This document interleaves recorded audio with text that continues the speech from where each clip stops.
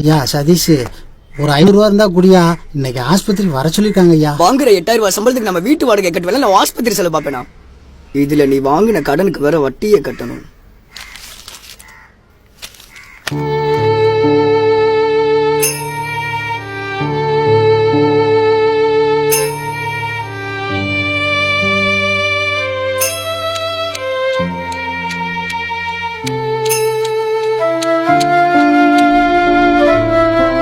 Hi sir, பாத்துக்கங்க, அப்படியே கிளம்புறேன் சார்.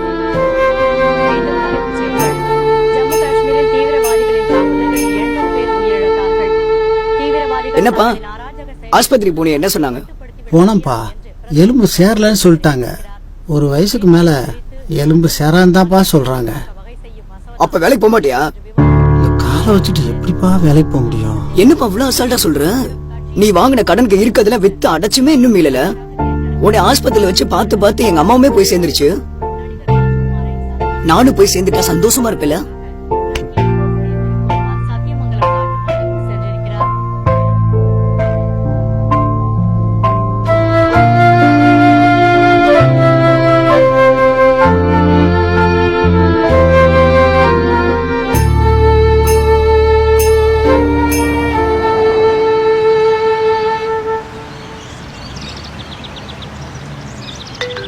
ஹலோ ஹலோ, டேய் சதீஷ் பேசுறேன்டா, உன் கிளாஸ்மேட். என்னடா என் ஞாபகம்லாம் இப்போதான் வருதா? நீலாம் பெரிய நடிகர்ரா, அதான் உன்னை டிஸ்டர்ப் பண்ண வேணாமேன்னு. டேய் கலாய்க்காத. அப்புறம் வீட்டில் அப்பாலாம் எப்படி இருக்காங்க? எங்கடா கலை வைக்கிற? இங்கேதான்டா ஒரு ஹோட்டல்ல ரிசப்ஷன்ல வேலை பார்க்கறேன். என்னடா பிஇ படிச்சுட்டு ரிசப்ஷனிஸ்டா போயிட்டு இருக்கேன்ற? படிச்ச படிப்புக்கு எங்கடா வேலை கிடைக்குது? ஒரு சின்ன ஹெல்ப்டா. சொல்றா. மதுரையில உனக்கு தெரிஞ்ச ஆசிரமம் எதுவும் இருக்கா? மதுரையில யாருடா? தெரிஞ்ச ஒருத்தருக்கு கால் உடைஞ்சு போச்சு, கவனிக்க ஆள் இல்ல, அவரை சேர்க்கறதுக்கு தாண்டா. நமக்கு தெரிஞ்சு ஒரு பையன் மதுரையில் சோஷியல் ஆக்டிவிட்டிஸ்ல இருக்காப்ல. நான் வேணா அவர்கிட்ட கேட்டு சொல்றேன், சரியா? சர்ரா.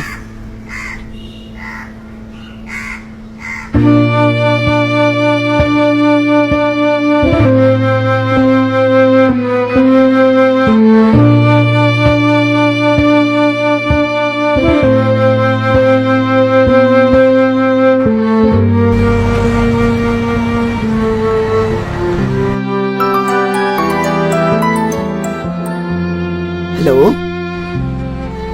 ஹலோ. டேய் ஆசிரமம் விசாரிச்சிட்டேன். மாசம் மாசம் கட்டுற மாதிரியே இருக்கு. லைஃப் டைம் மெம்பர்னு வச்சுக்கோங்க, 50,000 ரூபா சொல்றாங்கடா. 50,000 ரூபாயா? டேய் நீ ஏன்டா பதற? டேய் உண்மையை சொல்லு, நீ யாருக்கா கேட்ட ஆசிரமம்? அப்பாக்காக தாண்டா கேட்டேன்.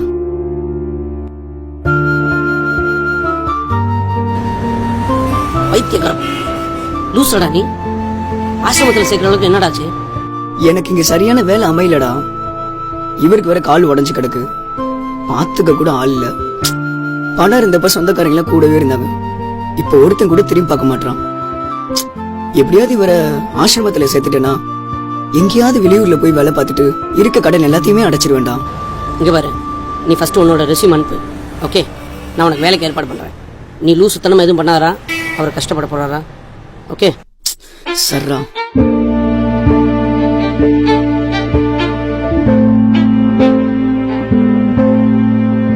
ஹலோ. டேய் வணக்கம் சார், அம்பானி சங்கர் பேசுறேன் சார். மேடம் ஒரு சின்ன ஹெல்ப். என்னோட கிளாஸ்மேட்டு பிஇசி முடிச்சிருக்கேன் சார். பாவம் கொஞ்சம் கஷ்டப்படுற ஃபேமிலி. நம்ம ஆஃபீஸ்ல ஏதாவது ஒரு ஜாப் இருந்தா சொல்லுங்க சார். உன் ஆஃபீஸ்ல ஏதாவது ஃப்ரெஷர் மட்டும் எடுக்கிற மாதிரி இருந்தா எனக்கு ஒரு இன்ஃபார்ம் பண்றா ப்ளீஸ்டா. ஓகே சார், நான் ரெஸ்யூம் அனுப்புறேன் சார். ப்ளீஸ் மேடம், நம்ம ஆஃபீஸ்ல ஏதாவது ஜாப் இருந்தா கொஞ்சம் சொல்லுங்க மேடம். நோ ப்ராப்ளம் சார், நீங்க ரெஸ்யூம் மட்டும் மெயில் பண்ணுங்க. Okay madam, thanks madam, thank you so much madam.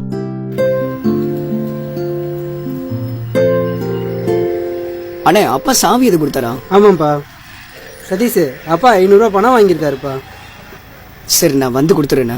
சரிப்பா.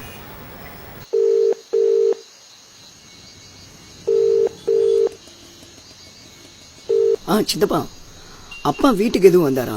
இல்லையப்பா, ஏன் கேக்குற? இல்ல, வீட்டுக்கு இன்னும் வரல, அதான் அங்க வந்திருப்பாரோன்னு நினைச்சேன். அப்படியா? சரி, வந்தா நான் ஃபோன் பண்றேன், சரியா? ஓகே சித்தப்பா. அப்பா எதுவும் வீட்டுக்கு வந்தாரா? டேய், அங்க அப்பா எதுவும் வந்தாரா?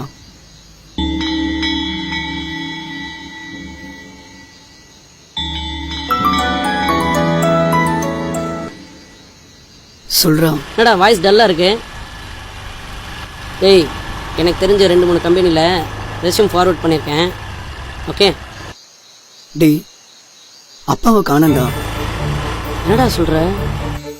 காலையில ஆசிரமம் பத்தி பேசிட்டு இருந்தேன்ல, அது எதுவும் கேட்டுட்டாருன்னு தெரியல. ஐயோ, அதுல இருந்து அப்பாவே காணோம். சொந்தக்காரங்களை கேட்டுட்டா. போலீஸ் ஸ்டேஷன்லயே கம்ப்ளைண்ட் பண்ணிருக்கேன். என்னடா நீ இப்படி பண்ற? சரி, ஒன்றும் கவலைப்படாத, கண்டிப்பா வந்துடு. சரியா? நீ ஒன்றும் மனசை போட்டு குழப்பிக்காரா. போய் சாப்பிட்டு தூங்கு, நான் கூப்பிடுறேன். சரியா? சரிடா.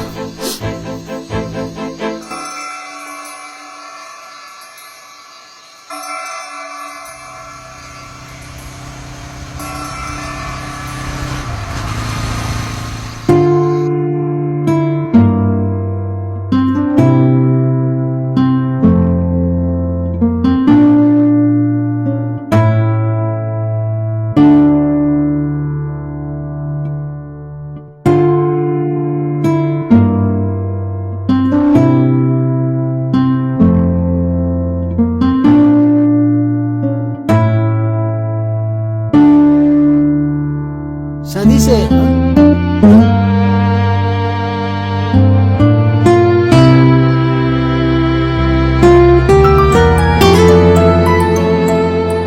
ஹலோ.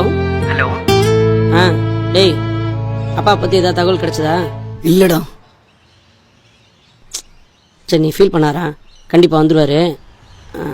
அப்புறம் உனக்கு நாளைக்கு சென்னையில் இன்டர்வியூ இருக்கு. ஓகே, நான் பஸ் டிக்கெட் புக் பண்ணுறேன், கிளம்பி வந்துடு. நீ அங்கே தனியாக இருந்தால் எதாவது யோசிச்சுட்டே இருப்ப. நீ முதல்ல கிளம்பி வா, பார்த்துக்கலாம். சரியா? ஓகேடா. டேய், அப்புறம் ஹிந்தியில் அந்த ஆஃபீஸ் பக்கத்தில் தானே என்னோட ஃப்ரெண்டு ரூம் இருக்கு. நீ அங்கேயே ரெஃப்ரெஷ் ஆகி இன்டர்வியூலாம் முடிச்சிரு. சாலிகிராமத்தில் என்னோட ரூம் இருக்கு, நான் உனக்கு லொக்கேஷன் அனுப்புகிறேன், வந்துடு. சரியா? பைடா.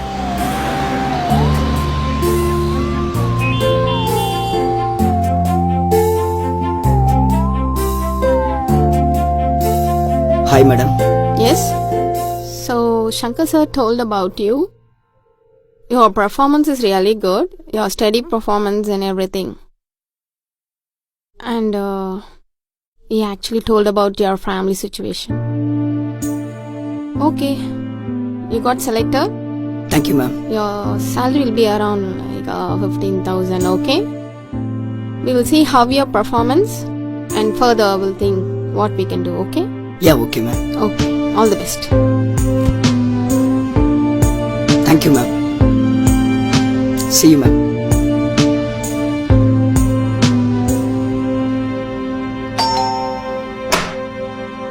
டேய், வா.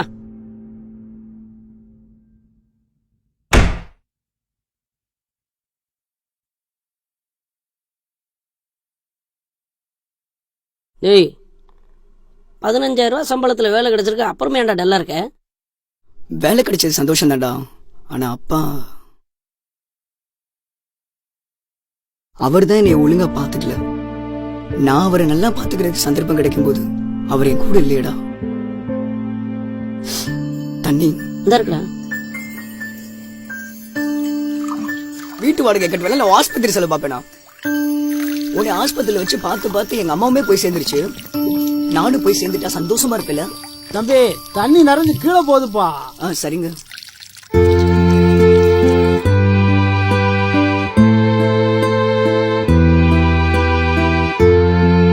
அப்பா. டேய்.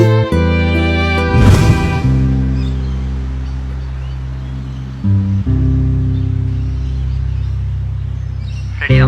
ம். ஹாய் ஃபேஸ்புக் ஃப்ரெண்ட்ஸ், எல்லாருக்கும் வணக்கம். இன்னைக்கு என்னோட பிறந்த நாள். ஸோ என்னால் முடிஞ்ச அளவு 4 பேருக்கு சாப்பாடு வாங்கி கொடுக்கலான் இருக்கேன். என்னை விஷ் பண்ணுங்க. யாருக்கு கொடுக்க? அன்னதானம் பண்றதெல்லாம் விளம்பரம் பண்றாங்க FB-ல. அவருக்கு கொடுக்கலாம். வலது கை கொடுக்குறது இடது கைக்கு தெரியக்கூடாதுன்னு சொல்லுவாங்க. இதுல லைவ் வேற. ஐயா, இன்னைக்கு என்னோட பிறந்த நாள், நாங்க சாப்பாடு. இதெல்லாம் வேண்டாம்ப்பா, ஊர்ல இருந்து கோச்சிட்டு வந்துட்டேன். ஒரு 100 ரூபா கொடுத்தேன்னா ஊர் போய் சேர்ந்துருவேன்.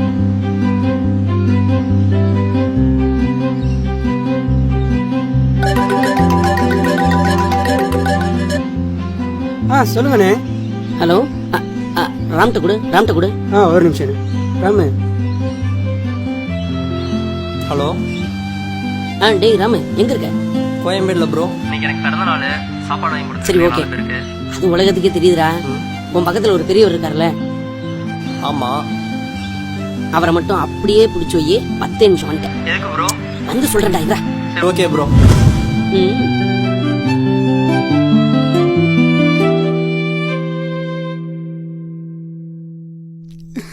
தேங்க்ஸ் மச்சான்.